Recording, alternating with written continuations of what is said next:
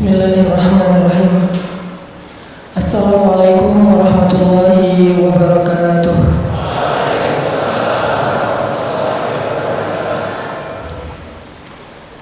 Alhamdulillahirabbil alamin. Alhamdulillahilladzi arsala rasulahu bil huda wa dinil haqq liyuzhirahu 'alad dini kullih wa kafa billahi shahida. Asyhadu an la ilaha illallah wahdahu la syarika lah, lahul mulku wa lahul hamd wa huwa ala kulli syai'in qadir. Wa asyhadu anna Muhammadan abduhu wa rasuluhu la nabiyya ba'dah. Radina billahi rabba wa bi Muhammadin nabiyya wa bil islami dina. Rabbi shrah li sadri wa yassir li amri wa hlul 'uqdatan min lisani yafqahu qawli. Allahumma salli wa sallim wa barik ala sayyidina wa habibina maulana Muhammadin wa ala alihi wa sahbihi ajma'in. Allah Subhanahu wa ta'ala berfirman di dalam Al-Quran surat Al-Baqarah ayat 185. A'udzu billahi minasy syaithanir rajim. Bismillahirrahmanirrahim. Syahrul Ramadan alladzi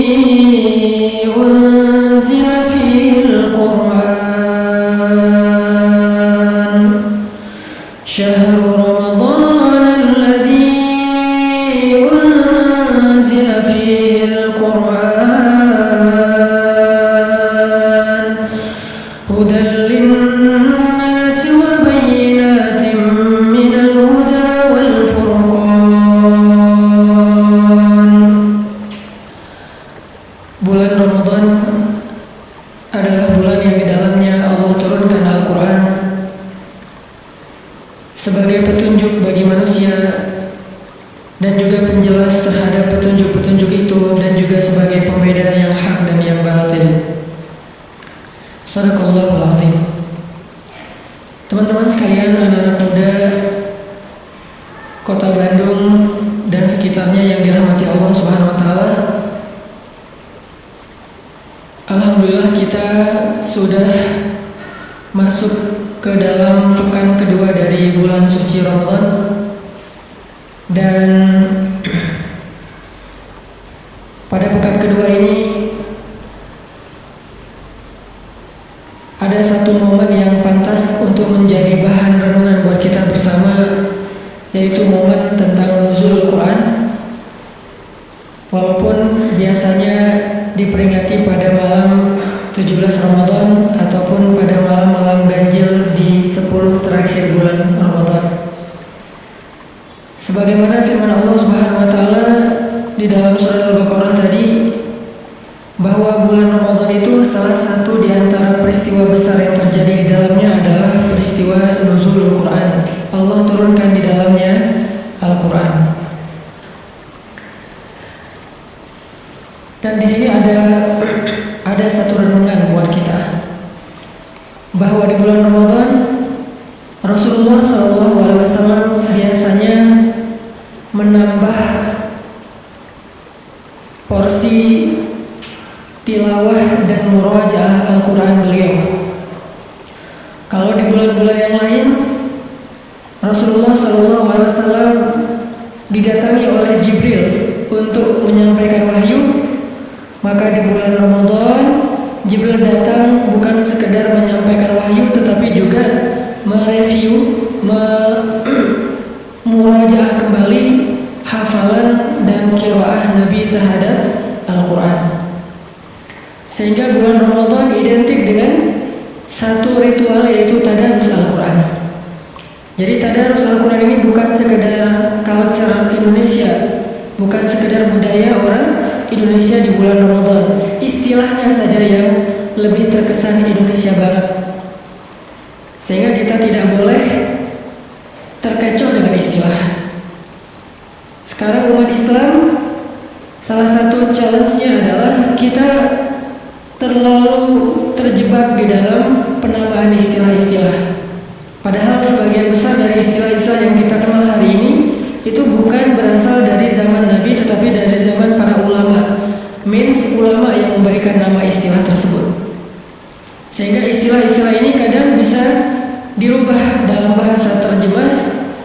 juga diganti sesuai dengan konteks pada masa atau pada tempat yang berbeda. Sama dengan istilah murajaah Al-Quran atau istilah tilawah Al-Quran, maka di Indonesia diistilahkan dengan tadarusan, yang diawali dengan kata tadarus kemudian menjadi tadarusan. Jadi tadarusan bukan hanya culture, bukan hanya budaya orang Indonesia. Tadarusan itu adalah salah satu di antara kebiasaan Nabi di bulan Ramadan.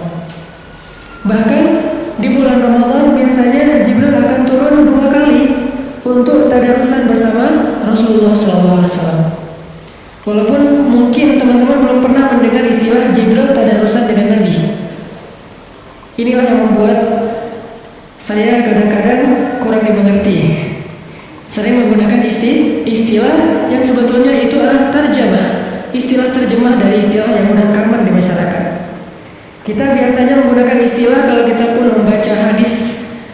Ketika Jibril alaihissalam turun di bulan Ramadan, maka Jibril memurajaah bacaan dan hafalan Nabi SAW.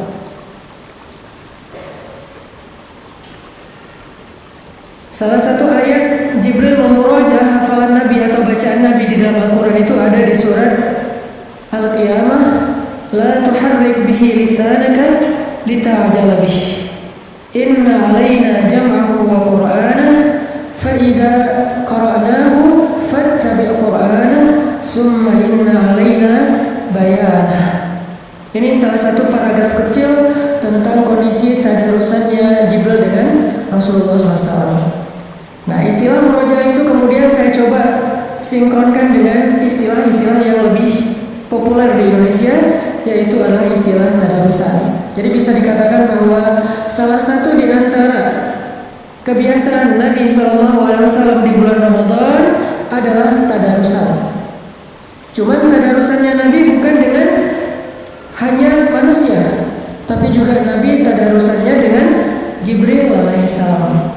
Jadi tadarusan dari kata dars artinya belajar, mempelajari, memahami. Sebagaimana ayatnya fa idza qara'nahu fattabi' qur'ana summa inna alaina bayanah. Kalau kami sudah bacakan, maka ikutilah bacaan itu. Jadi Jibril baca, Rasulullah mengikuti. Jibril membaca, Rasulullah mengikuti. Setelah selesai beberapa ayat, maka Jibril menjelaskan. Summa inna alaina bayanah. Jibril menjelaskan makna-makna dari ayat tersebut. Berarti culture tadarusan adalah salah satu di antara culture yang nyunnah, hanya beda istilah.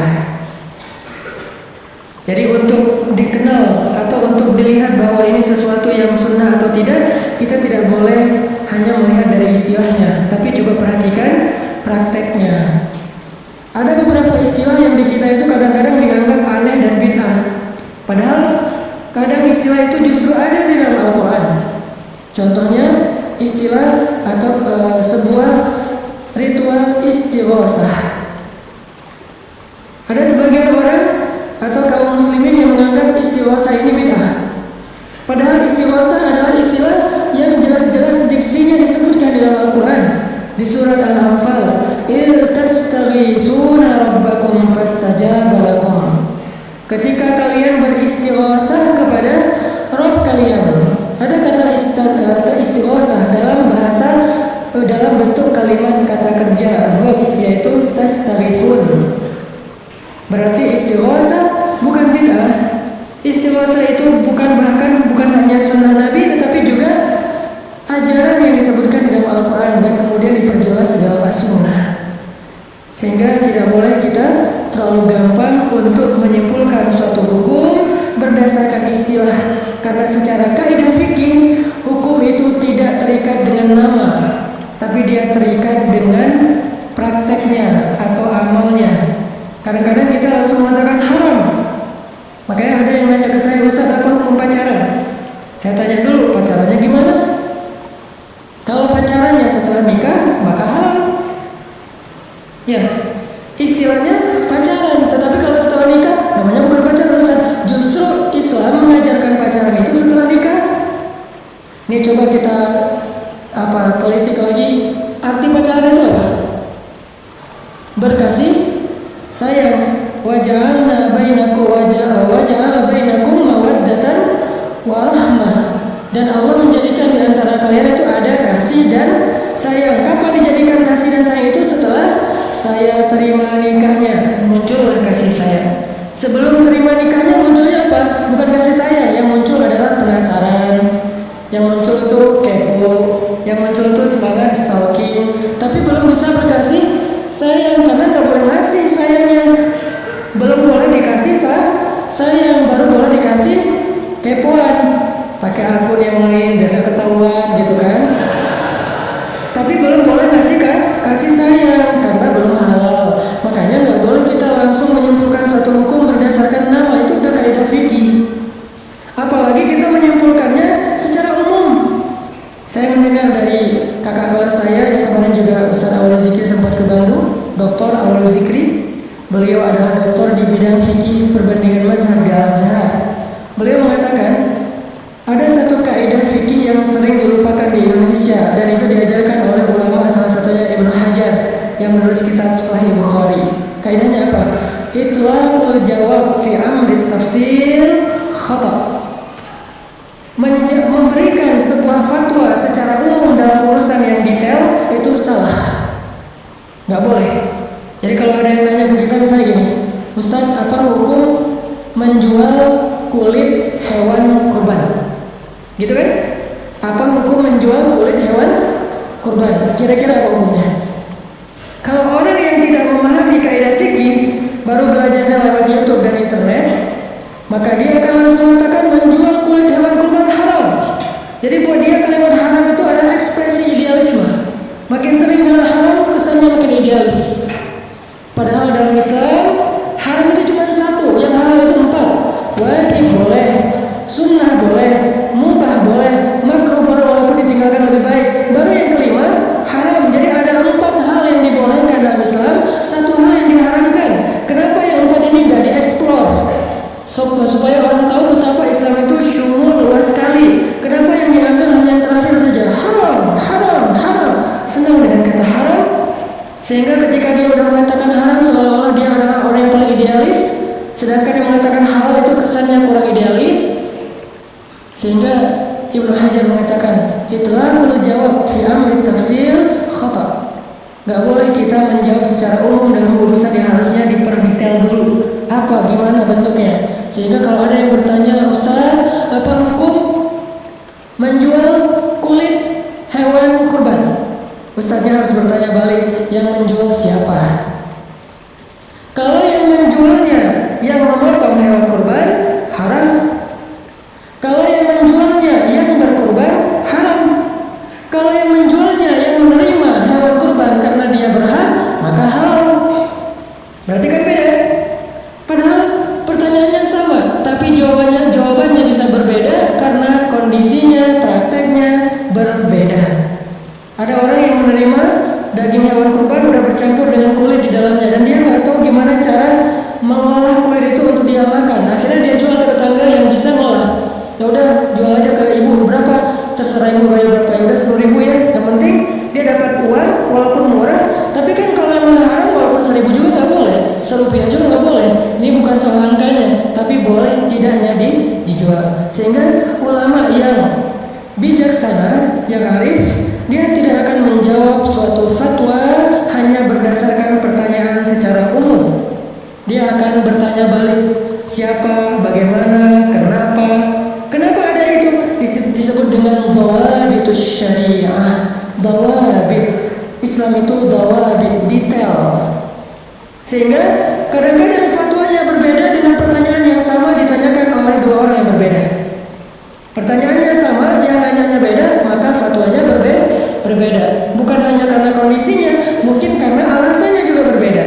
Ada orang yang misalnya, Ustadz, saya pengen nikah, hukumnya apa? Nikah wajib. Datang yang kedua, Ustadz, saya pengen nikah, hukumnya apa? Nikah sunnah. Ustadz, saya pengen nikah, hukumnya apa? Nikah makruh. Datang lagi yang keempat, Ustadz, saya pengen nikah, hukumnya apa? Haram. Kenapa 4 orang beda hukum? Karena alasannya berbeda. Yang pertama alasannya, dia kalau nggak menikah maka dia akan berzina, sehingga nikah bagi dia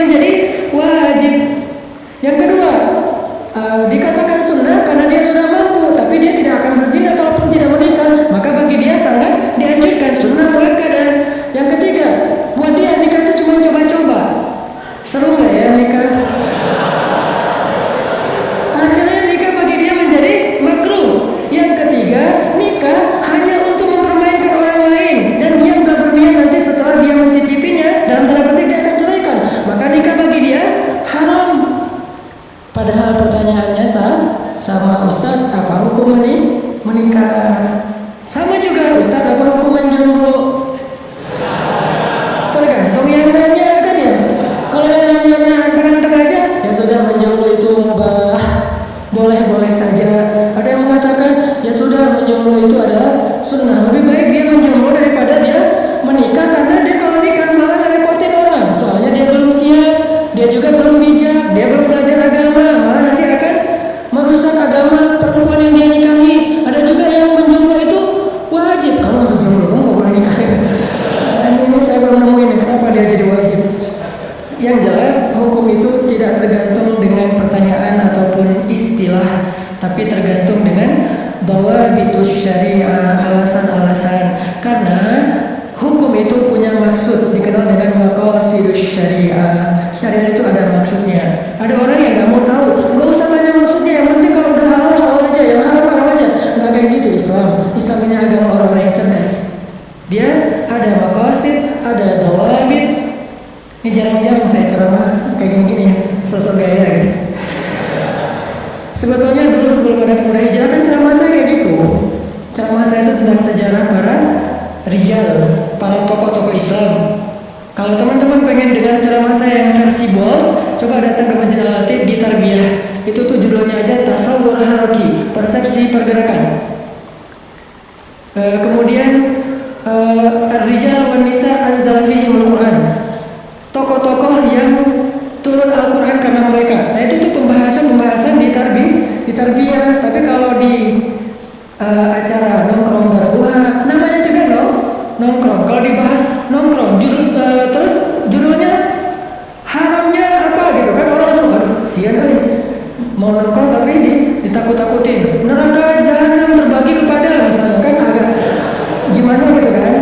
Makanya kata Nabi kepada para dai ketika Nabi mengutus Muaz bin Jabal, apa nasihat Nabi kepada Muaz bin Jabal sebelum diutus ke Yaman?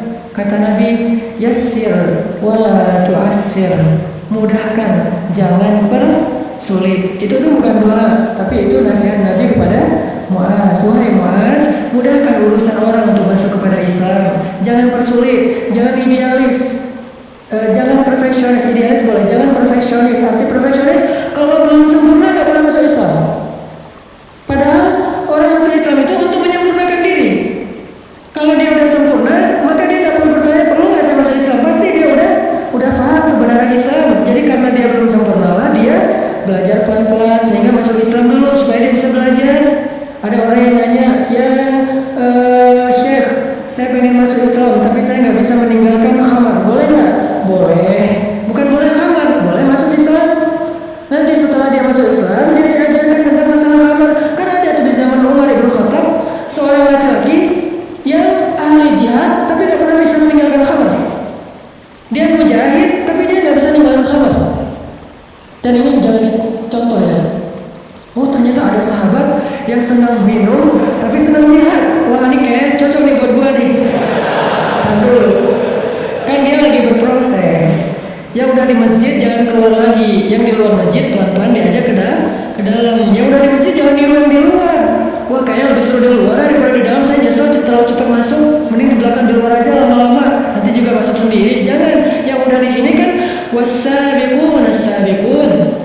As-sabiqun al-awwalun. Kan selalu ada kaidah itu kan. Siapa yang lebih dulu masuk Islam, siapa yang lebih dulu berhijrah, siapa yang lebih dulu dalam kebaikan, maka was-sabiquna fid dunya fahumus sabiquna fil akhirah. Itu ayatnya.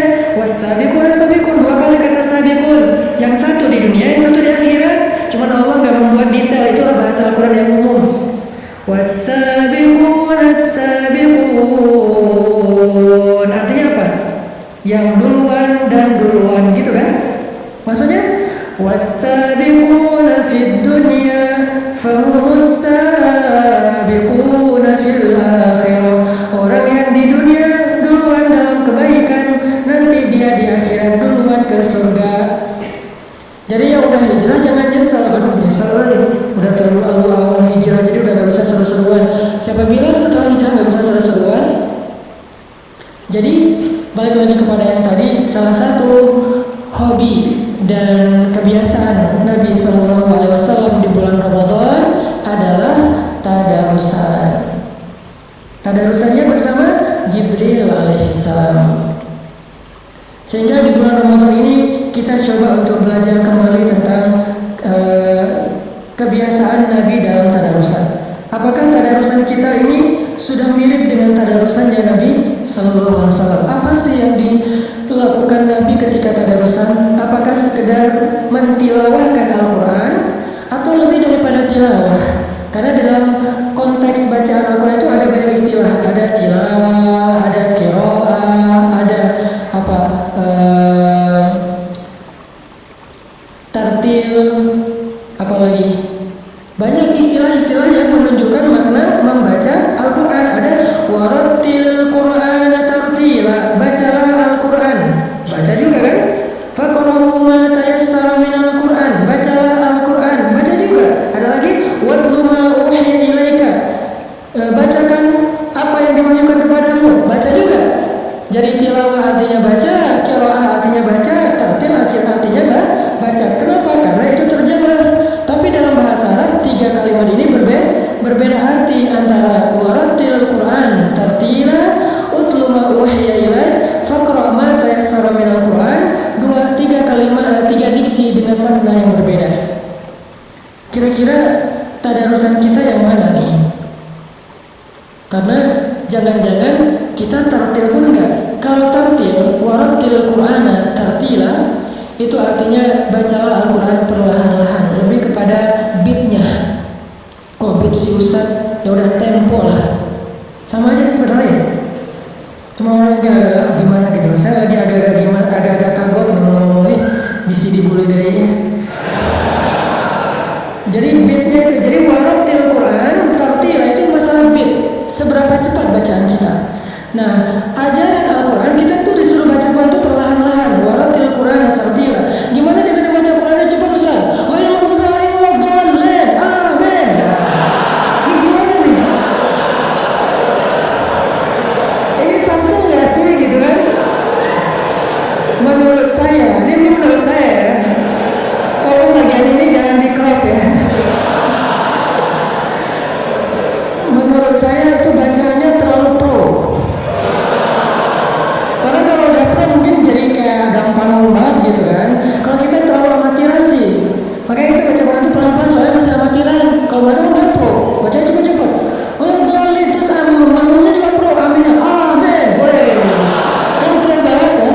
Kalau kita kan amatiran, jadi amin kita tuh amin. Kok pelan banget sih? Ya gue baru belajar.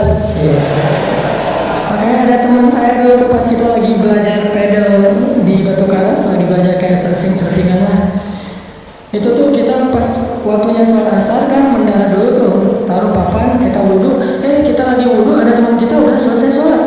Padahal mulai wudhunya bareng, kita belum selesai wudhu dia udah selesai sholat. Ditanya sama temennya, lu kok cepet banget sholatnya? Beda kalau udah pro. Jadi kalau udah pro sholatnya cepat. Kalau yang amatiran mah pelan-pelan, takbirnya juga lama gitu ya. Allah, aduh gagal nih. Soalnya nggak bisa mensinkronkan niat dengan ucapan takbir gitu kan. Jadi kayak pelan-pelan, hati-hati banget. Allah, udah jadi salah ketinggian, turunin lagi dikit. Tapi kalau yang udah pro, wes. Jadi dalam hitungan 1 menit bisa dapat 2 rakaat. Allah hukumnya apa, saya nggak mau menjudge, tapi buat saya tuh menurut saya sih pro banget lah. Cuman kita belum bisa niru karena kita masih amatiran. Jadi warattil Qur'ana tartila, bacalah Al-Quran dengan tartil itu artinya bacalah Al-Quran secara perlahan-lahan. Sehingga ketika Nabi mencoba untuk mempercepat beat bacaan beliau, turun ayat la tuharrik lisanaka litajala bih, janganlah kamu gerakkan lisanmu litajil. Litajil itu apa arti tajil? Pasti ngerti banget lah arti tajil ya. Apa tajil? Tajil itu artinya menyegerakan. Biasanya diidentikan dengan iftar. berbuka puasa. Makanya berbuka puasa itu dianjurkan untuk ta'jil. Maaf, bukan ta'jil, ta'jil. Kalau ta'jil malah mengakhirkan. Kalau ta'jil malah mendahulu. Jadi beda ain sama hamzah itu beda arti. Sama kayak kita beda harokat antara jamal dengan jamal, itu beda arti. Kalau kita bilang jamal itu artinya keren. Kalau kita bilang jamal itu artinya onta. Jadi kalau kita bilang jamal, onta keren. Makanya manggil orang yang namanya Pak Jamal tuh hati-hati. Jangan Pak Jamal, Pak Onta. Jangan Pak Jamal, manggilnya Pak Jamal. Kok panjang sih? Biar benar, Bapak keren. Enggak, nama saya Jamal, jadi Bapak Onta. Jadi beda harokat, beda arti. Sama dengan ta'jil dengan ta'jil. Ustaz kok Arab-Arab banget sih malam ini? Ya sedikit. Jadi ta'jil artinya menyegerakan. Sehingga salah satu di antara kebaikan puasa itu adalah menyegerakan berbuka. Tapi arti menyegerakan tetap aja nunggu azan. Bukan menyegerakan azan juga belum. Udah kan ta'jil Ustaz. Tetap aja nunggu azan. Ya, la tuharrik bihi lisanak lita'jala bih. Janganlah kamu menggerakkan lisanmu untuk mempercepat bacaan. Jadi bacanya pelan-pelan. Bismillahirrahmanirrahim. Alhamdulillahi rabbil alamin. Ar-Rahmanirrahim. Maliki yaumiddin. Lebih cepat lagi. Iyyaka na'budu wa iyyaka nasta'in. Ihdinas siratal mustaqim, siratal ladzina an'amta 'alaihim ghairil maghdubi 'alaihim waladdallin. Itu udah paling cepat. Lebih cepat lagi. Alif lam mim dzalika amin. Aduh, saya nggak ngerti gimana cara bacanya. Itu tuh saya tuh kan kita udah pada hafal Al-Fatihah lah ya dari sejak kecil kan. Tapi kayaknya nggak kebayang gimana cara baca Al-Fatihah dengan kecepatan flash kayak gitu kan. Itu tuh luar biasa. Saya juga salut lah pokoknya. Karena saya nggak bisa. Nah, ada seorang sahabat namanya Abdullah ibnu Mas'ud. Tapi harus paham orangnya ya, karena kalau beda orangnya tadi beda hukum. Kebenaran ini Abdullah ibnu Mas'ud. Siapa dia? Dia adalah sahabat yang dititipkan oleh Nabi Al-Quran. Dititipkan oleh Nabi Al-Quran. Dia salah satu periwayat Al-Quran, Abdullah ibnu Mas'ud, yang bisa menghafal Quran 1 juz sekali dengar. Jadi Nabi baca Al-Quran 1 juz, dia dengerin aja. Beres Nabi baca, ya Rasulullah saya udah hafal. Itu Abdullah bin Mas'ud. Lalu Nabi mengatakan, coba baca Abdullah. Dibaca oleh Abdullah dengan hafalan, nggak ada satu huruf pun yang salah 1 juz itu. Inilah Abdullah bin Mas'ud, kecerdasannya di atas rata-rata. Kan saya pernah cerita, surat Al-Quran yang paling panjang turun sekaligus surat apa? Al-Quran surat yang paling panjang yang turun sekaligus surat apa? Kalau Al-Baqarah panjang, tapi dia turunnya dicicil. Surat yang paling panjang turunnya sekaligus Al-Quran, surat Al-An'am. 1 juz lebih 1 lembar. 11 lembar lebih, 11 lembar setengah lebih tepatnya. Nah, 1 juz lebih 11 lembar, lebih 1 lembar, artinya 11 lembar, itu turun dari Jibril kepada Rasul, dibaca oleh Jibril sekali, Nabi langsung hafal. Keren ya? Jadi kalau ada yang mengatakan bahwa Nabi itu nggak pintar, ini salah satu bukti kepintaran Rasulullah SAW. Terus kalau pintar kok nggak bisa baca tulis? Karena jumhur ulama sejarah bersepakat bahwa Nabi nggak bisa baca tulis. Jadi ummi itu benar-benar nggak bisa baca tulis. Apa buktinya Nabi nggak bisa baca tulis? Ketika terjadi perjanjian Hudaybiyah, poin-poin dari perjanjian itu banyak yang ternyata agak menurut para sahabat harus diganti. Nabi nanya kepada para sahabat, yang menurut orang Quraisy harus digantikan. Poinnya pertama kalimat Bismillahirrahmanirrahim. Ini adalah perjanjian antara Muhammad dan Rasulullah dengan Suhail dari perwakilan Quraisy. Kata Suhail, Muhammad, kalau kami percaya Allah itu Ar-Rahman dan Ar-Rahim, ngapain kita capek-capek bikin perjanjian? Ya udah aja kita bareng. Terus maunya kamu gimana? Hapus, nggak boleh pakai Ar-Rahman Ar-Rahim, cukup Bismillah aja. Kok cuma Bismillah? Karena orang Arab Quraisy juga meyakini Allah sebagai Tuhan, tapi nggak punya sifat. Makanya ada anak di masa jahiliyah namanya Abdullah, yaitu ayahanda Rasulullah. Kok dinamain Abdullah? Karena mereka musyrikun, karena mereka meyakini Allah itu sebagai Tuhan, cuman tidak punya sifat sifatnya diberikan kepada berhala. Ada berhala cinta, aduh cinta lagi. Ada berhala perang lah ya, berhala perang, berhala dagang, berhala apa. Allah itu cuma simbol Tuhan doang, tapi nggak punya sifat. Makanya kalau kami percaya Allah itu Rahman dan Rahim, ngapain kita bikin perjanjian? Udah aja kita bareng. Terus maunya gimana? Hapus Ar-Rahman Ar-Rahim, tinggal Bismillah. Juru tulisnya siapa? Ali bin Abi Thalib, karena dia bisa baca tulis. Nabi nanya, ya Ali, mana kalimat Ar-Rahman Ar-Rahim? Karena Nabi tidak bisa membaca. Mana kalimat Ar-Rahman Ar-Rahim? Ali menunjukkan, yang ini ya Rasul. Kata Rasulullah, hapus. Kata Ali, saya nggak berani ya Rasul. Mana berani dia menghapus Ar-Rahman Ar-Rahim? Nanti dia takut kepada Allah. Kata Rasul, ambil kain yang basah, dibasahi dengan air. Nabi sendiri yang menghapus Ar-Rahman Ar-Rahim. Tinggal Bismillah. Terus kalimat berikutnya, kata Suhail, Muhammad, kalau kami percaya kamu adalah Rasulullah, ngapain kita capek-capek bikin perjanjian? Terus maunya gimana? Gak pakai kalimat Rasulullah, udah aja Muhammad ibnu Abdillah dengan Suhail bin siapa gitu. Jadi gak pakai embel-embel Rasulullah, hapus kalimat Rasulullah. Ali, mana kalimatnya? Ini ya Rasul, hapus. Saya gak berani menghapus kalimat karena sesungguhnya engkau Rasulullah. Kata Rasul, mana kain basah? Nabi sendiri yang menghapusnya. Ini menjadi bukti bahwa Rasulullah memang nggak bisa baca tulis. Tapi apakah itu indikasi bahwa Rasulullah nggak pintar? Enggak, karena kita harus memahami sejarah secara konteks sejarah. Jangan menjudge sejarah, karena kita berbeda konteks dengan sejarah. Apa maksudnya? Pada masa itu, tren belajar itu bukan lewat baca dan tulis. Tren belajar pada masa itu lewat riwayat dan dihafal. Sehingga orang yang pintar pada masa itu bukan yang jago baca dan tulis, tapi yang banyak hafalan dan kuat hafalan.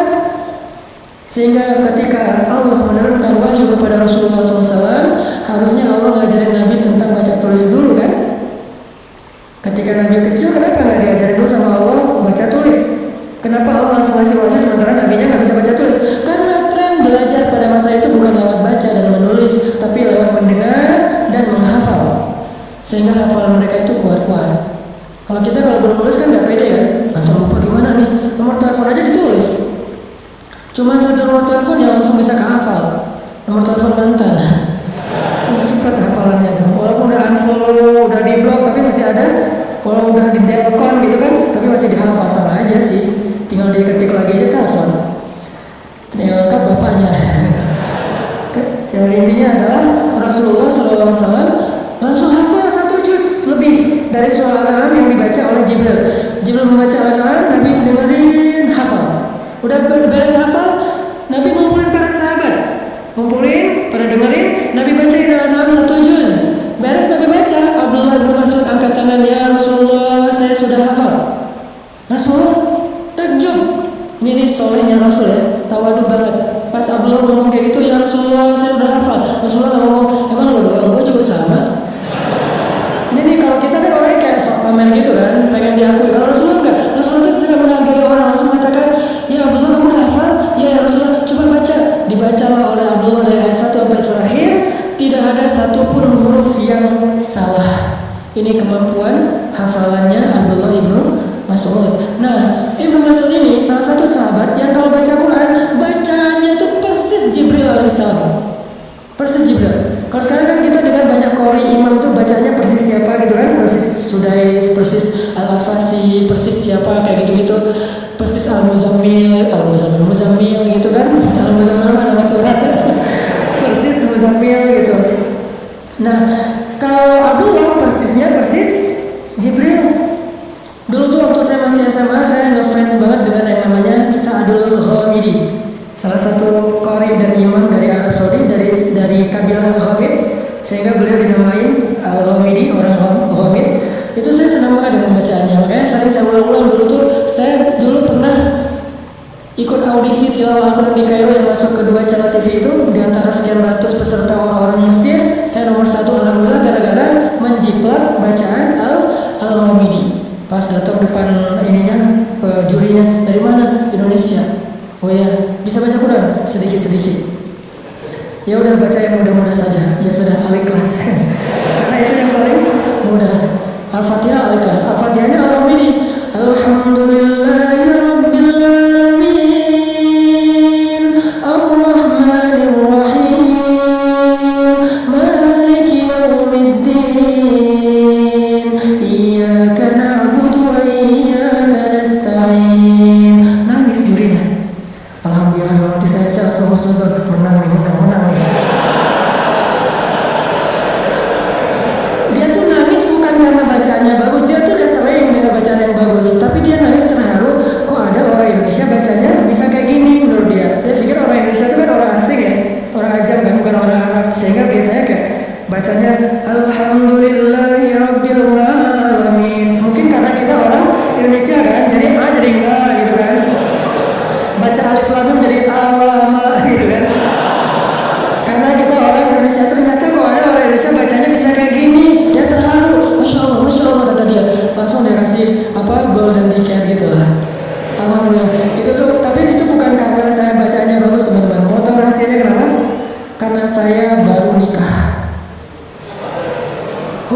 kenapa Ustaz maksa materinya? Enggak benar. Itu karena saya baru nikah, saya tuh bilang sama Allah, ya Allah, saya udah nikah. Nikah kan ibadah, tapi saya nggak punya kerjaan. Saya mau ngasih nafkah apa buat istri saya? Ya Allah, beri saya rezeki. Tiba-tiba dapat panggilan audisi juara, langsung dikontrak 20 episode. Lumayan lah, bisa tinggal di Kairo berdua sama istri tanpa kerja selama 6 bulan. Jadi istri saya S2, saya keliling 99 cahaya di langit Kairo. Foto-foto, sosok nulis gitu di depan taman, depan Sungai Nil. Kalau lagi bingung-bingung loncat gitu kan. Pokoknya menikmati hidup aja lah. Istri saya biarin aja dia sibuk dengan belajar. Udah malam-malam dia buka buku tebal-tebal tuh. Karena dia ngambil S2-nya tafsir lah gitu. Tafsir kan berat ya. Salah satu mata kuliah yang cukup berat itu tafsir. Karena Al-Quran satu huruf aja kalau dibedah tuh panjang banget. Udah baca, saya lagi ngedit foto gitu. Wah ini seru nih di sebelah sini nih. Jadi kita kayak beda passion banget lah. Alhamdulillah 6 bulan bertahan. Itu rezeki. Tapi bukan itu yang mau dibahas. Abdullah bin Mas'ud bacanya seperti Jibril, dan suatu saat Abdullah bin Mas'ud bilang gini ke Rasulullah, ya Rasulullah, saya itu bisa menghatamkan Al-Quran sehari 1 kali. Kata Nabi, ya Abdullah, jangan. Kalau gitu 2 hari 1 kali khatam. Kata Rasulullah, jangan. Kalau gitu 3 hari 1 kali khatam. Ya udah segitu, tapi kalau bisa jangan lebih dari itu. Maksudnya apa? Kok bisa 1 hari sekali pengen khatam Al-Quran? Rasulullah larang. Karena kalau sampai kurang dari 3 hari khatam, berarti dia tidak qiraah. Soalnya dia baru murojaah nggak akan paham. Terlalu cepat. Ini mirip dengan cerita seorang anak muda di zaman Nabi itu yang sholatnya cepat banget kan, yang tadi pro banget.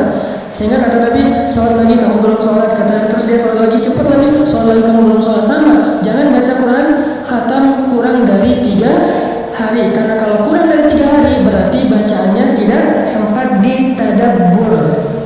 Gimana dengan para hafiz Quran Ustaz? Itu beda, karena mereka murojaah. Saya punya seorang guru anggota dewan di Jakarta. Beliau murojaah Al-Quran sehari itu 10 juz. Sehari 10 juz. Padahal anggota dewan bukan nganggur. Yang kesibukannya luar biasa tapi bisa murojaah Al-Quran sehari 10 juz. Jadi 3 hari beliau khatam, 3 hari khatam. Kalau kita 3 hari nggak khatam gitu ya, 1 juz juga ya. Kalau beliau 30 juz 3 hari khatam. Itu khusus buat para hufaz. Nah, balik lagi kepada hobi Nabi tadarusan. Jadi walaupun Nabi di bulan Ramadan semangat membaca Al-Quran, bukan mengejar hanya jumlah ayat dan juz. Tetapi kata Jibril, kata Allah, warattil Qur'ana tartila la tuharrik bihi lisanaka lita'jala bih. Nabi juga mencoba untuk memahami ayatnya. Sehingga saya mau mengajak teman-teman semuanya dalam hubungan kita dengan Al-Quran, coba bikin 2 target sekarang. 1 target khatam, mungkin sehari 1 juz, sehari setengah juz kalau di luar Ramadan, sehingga 2 bulan sekali khatam. Kalau di Ramadan 1 juz, supaya akhir Ramadan kita bisa doa khatam Al-Quran di akhir Ramadan. Itu target khatam. Bikin lagi 1 target faham. Target faham dan amal. Nah, kalau targetnya faham dan mengamalkan, itu bisa jadi sebulan 1 ayat. Bisa jadi sebulan cuma 1 ayat.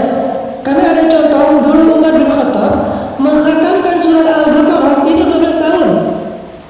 Mengkhatamkan surat Al-Baqarah 12 tahun. Khatamnya kayak gimana maksudnya Ustaz? Kalau tilawah pasti cepat banget. Umar kan semangat baca Al-Quran. Kenapa bisa 12 tahun? Bukan tilawah, tapi qiraah. Bedanya, kalau tilawah hanya membaca hurufnya dan tetap berpahala pastinya karena 1 huruf 10 kebaikan. Tapi kalau qiraah, dia mencoba untuk memahami, mentadabburi, mengamalkan. Mulai dari mentadabburi sampai mengamalkan, sehingga setelah 12 tahun maka tidak ada lagi 1 pun ayat di dalam surat Al-Baqarah yang belum diamalkan oleh Umar bin Khattab. Jadi untuk mengamalkan Al-Baqarah butuh waktu 12 tahun. Sehingga kalau kita baca di surat Al-Baqarah ayat mana aja, itu pasti sudah pernah diamalkan sama Umar bin Khattab. Sekarang kita selain udah khatam Al-Quran beberapa kali, kira-kira udah sampai di mana qiraah Al-Quran kita? Kalau tilawah kita mungkin udah berulang kali ya, udah tawaf berkali-kali nih tilawah, tapi qiraah kita udah sampai di mana? Dimulai dari Al-Fatihah, kemudian Al-Baqarah, atau mungkin nggak berurutan, tapi tematik sesuai dengan masalah. Kalau lagi misalnya masalah pekerjaan, nanti ada ayat-ayat tentang pekerjaan di surat Al-Jumu'ah ada, masalah jam kerja ada di surat Al-Baqarah juga, masalah riba, transaksi, akad, utang, piutang, apalagi saksi segala macam. Nah, udah berapa ayat yang kita tadabbur dan amalkan dari Al-Quran? Inilah yang akan menentukan kita itu ahlul Quran atau bukan. Kalau tilawah Al-Quran saja, maka kita berada di ring 3 dari antara dalam hubungan kita dengan Al-Quran. Termasuk orang ring 3 dengan Al-Quran, bukan ring 1.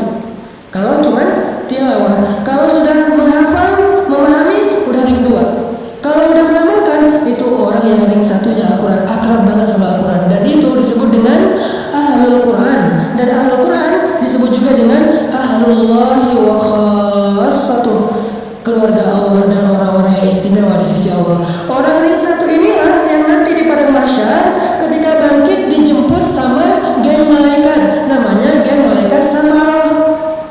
Jadi ada grup malaikat, nama grupnya itu Safaroh. Apa malaikat Safaroh? Safaroh itu safir. Safir itu artinya duta, ambasador. Ternyata malaikat juga punya duta-duta yang keren-keren, yang ganteng-ganteng, yang sempurna, yang bijaksana, yang yang karismatik, sehingga mereka disebutkan di surat Abasa dengan kalimat Safaroh kiramim bararah, malaikat duta yang mulia lagi baik. Siapa mereka? Mereka adalah ahlul Quran dari golongan malaikat. Cahayanya luar biasa. Dan ahlul Quran di golongan manusia adalah orang yang mengamalkan Al-Quran. Semakin banyak amalannya, semakin dekat dia dengan Al-Quran. Ada orang yang tidak hafal 30 juz. Ada 2 orang. Yang satu hafal 30 juz dan mengamalkan 1 juz. Yang satu lagi hafal 1 juz, mengamalkan 3 juz. Maka orang yang paling dekat dengan Al-Quran di antara mereka adalah orang yang mengamalkan. Walaupun pahala menghafal Quran itu gede banget, jangan remehin. Siapa yang hafiz Al-Quran, maka nanti Allah akan berikan kepada dia tiket untuk bisa menyelamatkan 10 orang yang dia cintai masuk ke dalam surga, kan? Tapi ada lagi keistimewaan yang diberikan kepada orang yang mengamalkan Al-Quran. Orang yang dekat dengan Al-Quran, khassatuh, orang yang istimewa di sisi Allah. Gimana caranya? Coba kita tanya, berapa ayat sih dari Al-Quran yang udah kita amalkan? Coba hitung deh. Bahkan kalau di Al-Baqarah, nggak ada 1 ayat pun yang nggak bisa diamalkan. Mulai dari Alif Lam Mim itu udah bisa diamalkan. Mulai dari Alif Lam Mim, atau minimal kayak sekarang lagi Ramadan nih, surat ayat apa yang paling populer di bulan Ramadan? Al-Baqarah 183. Udahkah kita mengamalkan 183 secara teks demi teks? Contoh, ya ayyuhalladzina amanu. Kira-kira apa amalan dari kalimat ini? Ini belum 1 ayat ya, baru 1 penggalan ayat. Ya ayyuhalladzina amanu. Amalannya apa? Wahai orang-orang yang beriman. Terus? Nah, jarang kan dibahas? Ternyata ada 1 sunnah Nabi tentang bagaimana cara kita mengamalkan Al-Quran ketika kita membaca Al-Quran. Salah satu yang paling ringan, ini saya ajarin yang ringan-ringan aja dulu. Ya ayyuhalladzina amanu itu namanya panggilan, nida. Kalau Allah lagi manggil kita, maka ada sunnah dari Nabi untuk kita tajawub. Tajawub itu dari kata jawab. Jawab itu jadi dari bahasa Indonesia jawab. Bahasa Arabnya jawab. Bahasa Indonesia jawab. Sehingga yang menjawab atau selalu menjawab panggilan namanya tajawub. Itu sunnah Nabi.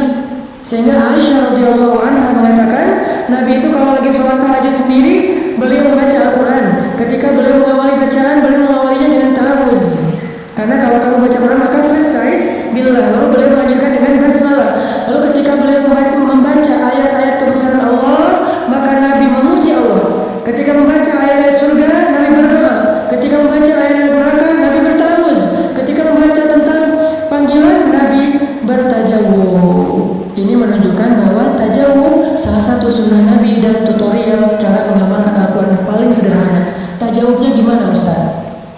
Kalau Allah panggil kita, ya ayyuhalladzi, kalau ada panggilan ya ayyuha di Al-Quran itu namanya nida, panggilan. Tapi nggak semuanya bisa tajawub.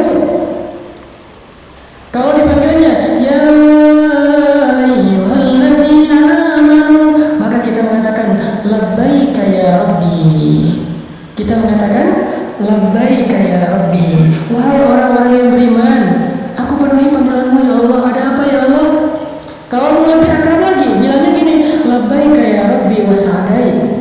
Itu lebih akrab lagi tuh. Kalau nggak hafal, apa sih tadi Ustaz? Udah labbaika ya rabbi aja. Jangan kebalik, labbaik Allahumma labbaik. Ini mah kayak terlalu menghayati umroh dan haji kan. Ini mirip sih, tapi beda. Jadi kalau Allah panggil ya ayyuhalladzina amanu labbaika ya rabbi wa sa'dai. Aku penuhi panggilanmu kepada Engkau ya Allah dan aku bahagia memenuhinya. Ada apa ya Allah? Jadi seolah-olah kayak orang tua kita manggil, misalnya manggil kita gitu, Asep, gitu ya. Ya mah, gitu kan ya. Nah itu berarti dia tak jawab. Kalau dipanggil berkali-kali nggak jawab, nggak sopan. Berarti mengamalkan ayat panggilan, kita katakan labbaik ya Rabbi. Itu tuh Allah sayang banget kalau kita kayak gitu. La'allakum turhamun. Allah sayang sama hamba yang tajawub. Nah Allah juga tajawub sama kita. Contoh pas kita lagi sholat nih, kita baca Al-Fatihah, Alhamdulillahi Rabbil Alamin. Allah tajawub, kata Allah, malaikat, hambaku memuji aku. Ar-Rahmanir Rahim, hambaku menyanjungku. Maliki yaumiddin, hambaku mengagungkan aku. Iyyaka na'budu wa iyyaka nasta'in. Itu antara aku dengan hambaku loh ya. Jadi Allah tuh kayak chat gitu kan sama kita kan. Nah, gimana cara kita chat dengan Allah ketika Allah berfirman, ya ayyuhalladzina amanu. Nanti kalau dalam sholat dengar imam baca itu, maka ucapkan dengan pelan, tapi jangan labbaik, jangan. Itu berarti ngasih kode. Maksudnya imam buruan atuh. Jadi labbaik ya Rabbi dalam hati kita atau dalam lisan labbaik ya Rabbi. Itu tuh pasti khusyuk sholatnya. Makanya kalau kita tahu beberapa trik kecil terhadap imam baca ya, jangan buru-buru jawabnya, takutnya ya ayyuhal kafirun. Masa labbaik aku penuhi Allah, emang kita kafir? Nah, dengan dulu yang jelas. Kalau ya ayyuhalladzina amanu oke. Kalau munafikun jangan, kalau kafirun jangan. Tapi kalau ya ayyuhan nas masih mending lah ya.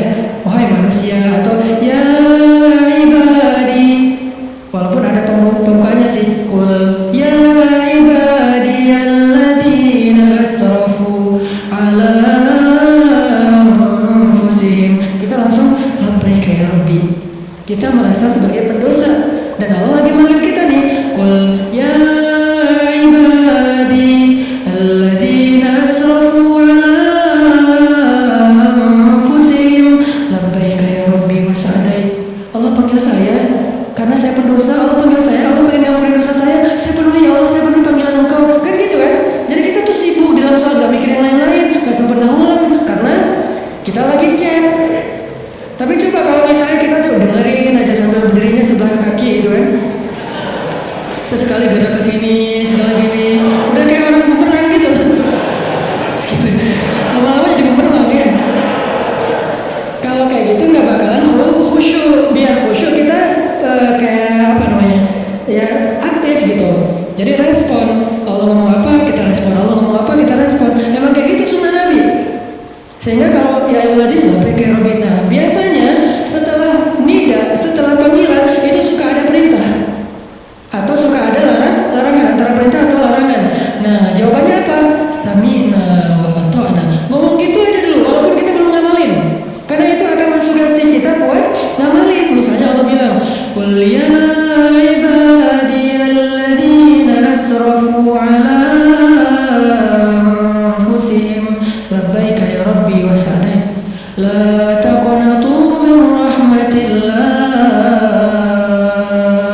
sami'na wa ata'na. Gitu, walaupun gak harus gitu-gitu sih, maksudnya dalam hati gitu ya. Jadi kita kayak aktif banget gitu sama Allah lagi chat, jadi gak ada yang bisa ganggu. Ya siap Allah atau siap. Itu mah di luar sholat lah ya, jangan di dalam sholat. Ini menunjukkan kalau kita itu orangnya kayak seru gitu kan. Kalau kita chat sama teman tektokan gitu, kalau seru kan kita juga jadi kayak semangat kan. Allah jangan dicuekin, Allah ngomong panjang lebar kita diam aja. Pas sudah beres sholat, tadi imam baca surat apa ya, nggak ngerti lah gitu. Ada yang lebih parah, saya pernah imamin di sebuah masjid di daerah pelosok ya, di sebuah pelosok, nggak tahu nggak usah disebut di mana. Sholat tarawih bacanya di juz-juz yang di tengah, bukan Alhaakumut Takatsur atau Al-Asr. Saya bacanya Kaf Ha Ya Ain Shad, surat favorit saya besoknya muncul gosip. Besok-besok jangan sholat bareng orang itu lagi. Kenapa? Qurannya meni beda. Ternyata kalau bukan atakasur dikira bukan Quran. Jadi menurut mereka yang saya baca itu bukan Quran, saking mungkin awam ya, nggak ngerti. Nah, jadi kayak misalnya kalau kita dengan Allah itu akrab, dengan Allah itu chatnya tuh aktif, nanti begitu kita panggil Allah, ya Rabbi, Abdi, hal min hajah, Abdi, hal min taib, hambaku kenapa, ada apa, kamu butuh masalah, ada masalah, kamu pengen taubat, gitu Allah ke kita, gara-gara kita sering, ya ayyuhalladzina amanu, labbaika ya Rabbi, kita panggil, ya Rabbi, Abdi, kata Allah. Karena kita udah sering tektokan nama Allah. Itu cara paling sederhana ngamalin Al-Quran. Kutiba alaikumus shiyam, sami'na wa ata'na. Ya ayyuhalladzina amanu, la ta'kulur riba, sami'na wa ata'na. Ya ayyuhalladzina amanu, apapun kalimat setelah panggilan biasanya antara perintah dengan larangan. Tinggal kita bilang sami'na wa ata'na. Muncul ayat lagi yang kita kayak nebak-nebak. Makanya kalau nanti dengerin bacaan imam, coba perhatikan diksinya. Ada yang ke detail nggak sama kita? Misalnya ke detailnya Jahannam, kan semua ngerti ya? Nggak ada yang ngerti kan Jahannam? Kalau ada kalimat bukan apa Jahannam lah pokoknya, atau kalau yang lebih seringnya bukan Jahannam, nar kan? Naruka jadi bahasa Indonesia, naraka, maksa. Jadi nar artinya neraka. Fattakun narul lati waquduhan nasu wal hijarah. Kalau kita dengar kata nar, kita dengan kata jahannam, maka kita dalam hati mengatakan a'udzubillahi min dzalik, atau Allahumma inni a'udzubika min azabi jahannam. Kalau kita hafal, kita boleh baca Allahumma inni a'udzubika min azabi jahannam. Kalau dengan kata jannatin, pasti kenal dong, tajri min tahtihal anhar. Langsung bilang Allahumma inni as'alukal jannah, Allahumma inni as'aluka jannatal firdausal a'la. Ya Allah, beri saya surga firdaus yang paling tinggi. Gitu dong kita bermuamalah dengan Al-Quran. Masih banyak sih yang perlu dibedah, tapi karena keterbatasan waktu kita, insya Allah istiqomahlah hadir dalam kajian-kajian kita, walaupun kita tidak secara serius membedah teks, tapi insya Allah konten kita itu tidak ada bedanya dengan teman-teman kita yang di kuliah atau yang di pesantren, cuman dengan bahasa yang lebih santai, tapi kontennya sama, substansinya sama insya Allah, sehingga kita bisa menambah iman dan memperbaiki amal. Allahumma inna nas'aluka ridhaka wal jannah wa na'udzubika min sakhatika wan nar. Allahumma ij'alil Qur'ana hujjatan lana la 'alaina. Allahumma nawwir qulubana bil Qur'an. Allahumma zid imanana bil Qur'an. Allahumma aslih a'malana bil Qur'an. Allahumma ahsin khuluqana bil Qur'an. Allahumma alif baina qulubina bil Qur'an. Allahumma shrah sudurana bil Qur'an. Allahumma ij'al Qur'ana rabi'a qulubina wa nuran fi sudurina wa hudan wa bayanan fi hayatina. Rabbana atina fid dunya hasanah wa fil akhirati hasanah wa qina adzabannar. Yuk kita lanjutkan dengan sholat tarawih 2 rakaat 1 kali salam. Barakallahu fiikum.